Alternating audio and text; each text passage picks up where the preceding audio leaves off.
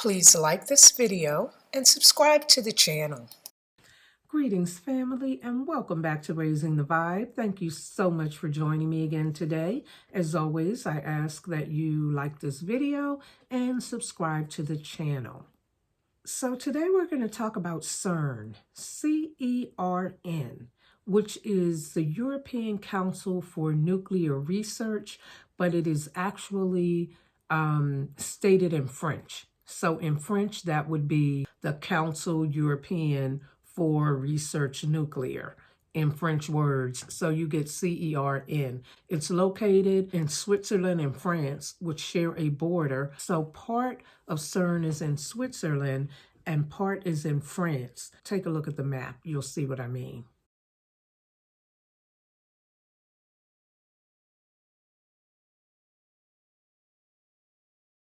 So at Cern, physicists and engineers are studying what they call the basic constituents of matter. In other words, fundamental particles. I'm just astonished. I don't mean to be projecting, but this whole facility is astonishing to me. I've known about it for a number of years, but I'd like to share it with you. If you know about it and you have information you want to share, please do so. But I'm going to share with you what I know about Cern, okay? So Cern was founded in 1954, and their website says that this is one of Europe's first joint projects, and it now has 23 member states involved in the project.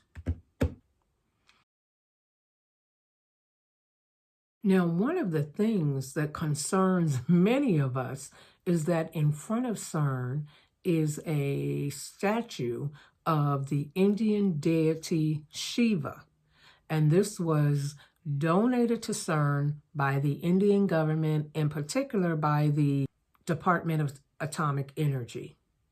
Take a look at the picture of Shiva.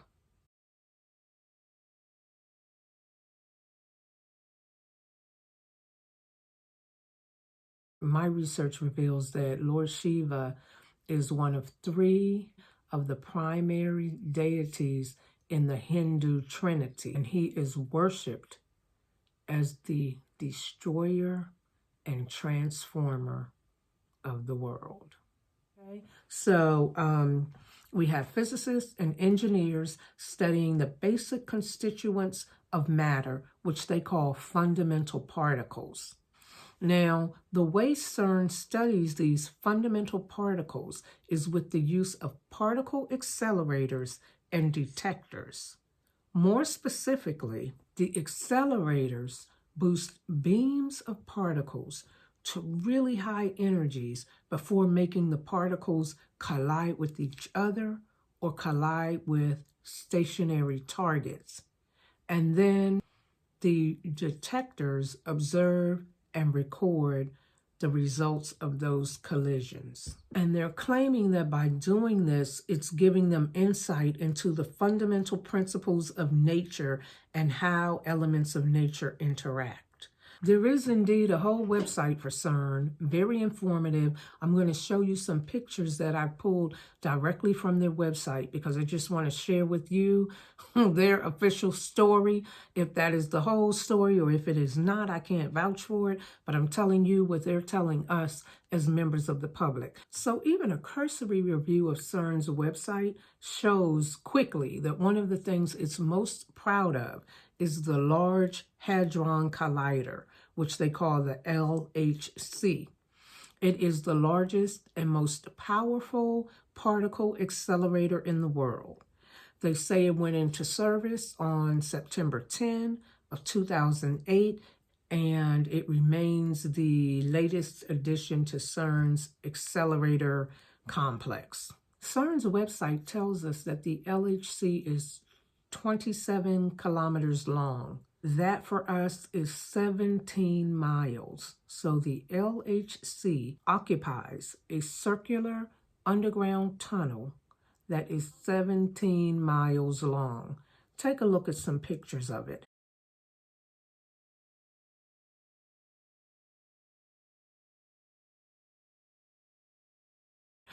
Now I'm going to discuss a couple of topics with information I found directly from Cern's website. One of the first ones is a question posed on that website. Is it possible that Cern will create a black hole? Now let's look at what their answer is.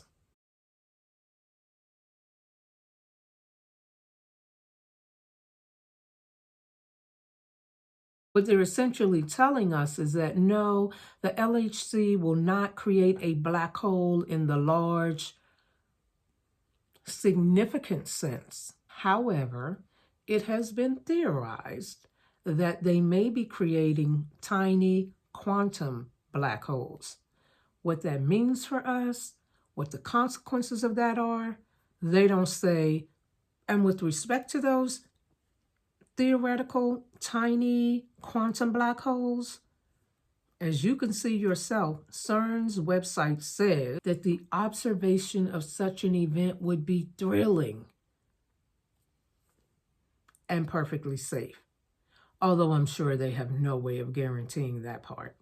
Included among the topics discussed on CERN's website are also dark matter and dark energy.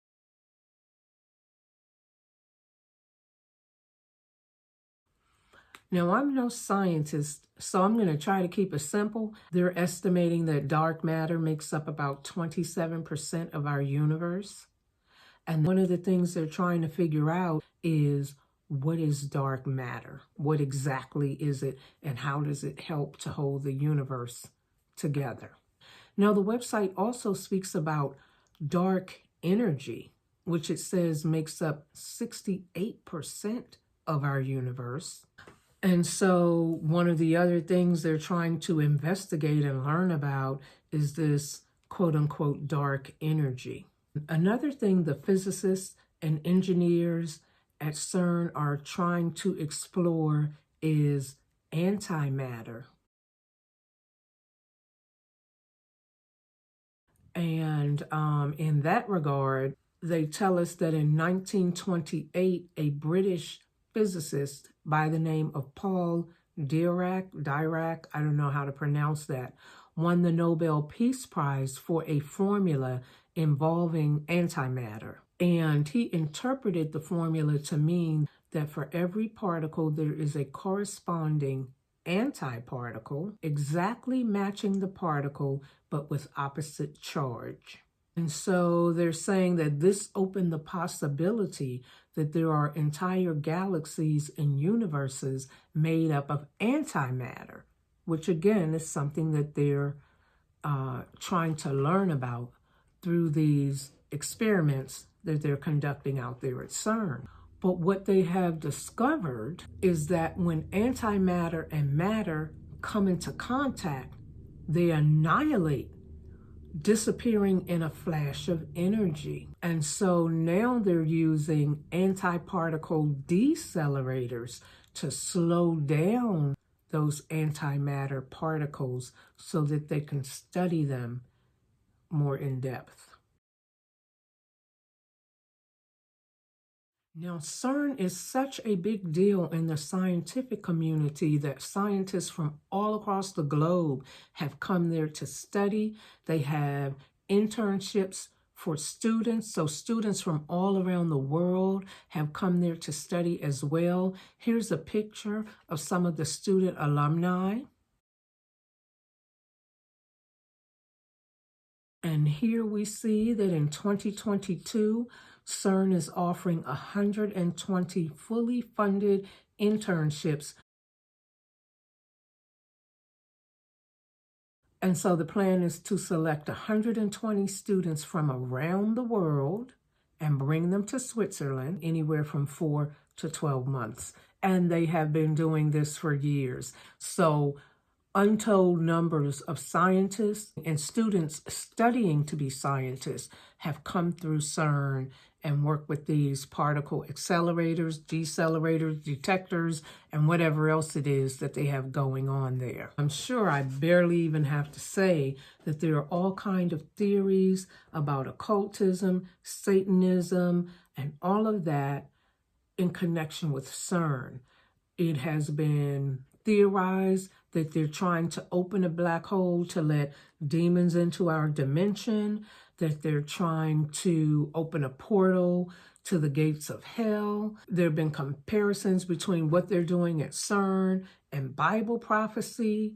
There also are even some allegations that they've discovered human sacrifices going on those grounds of Cern. I, of course, can't verify or deny any of that, but what I can say is this is another thing that I think that many people are not aware of that is going on right under our noses. I'm going to bring these things to you. I'm hoping that they will help to shred the last vestiges of the veil that has been covering our eyes and help us wake up and understand that we've got to do something. There's a whole plan in effect, and the global elite at every area, at every turn, are doing things to implement their plan. We're finally realizing the plan. I'm going to help us do that in hopes that we'll all join together and take the next steps to save ourselves, save our planet, do something. We'll have to figure that out. But I hope you found this video informative, that perhaps it sparks your interest and leads you even to do more research about Cern, or at least keep an eye open for stories that may come across your tablet, your phone, the news about Cern, and have a better understanding of what it is and what it is they're telling you. Thank you so much for joining me. I'm looking forward to seeing you at the next video. And in the meantime, family, peace and love and light. I'll see you next time.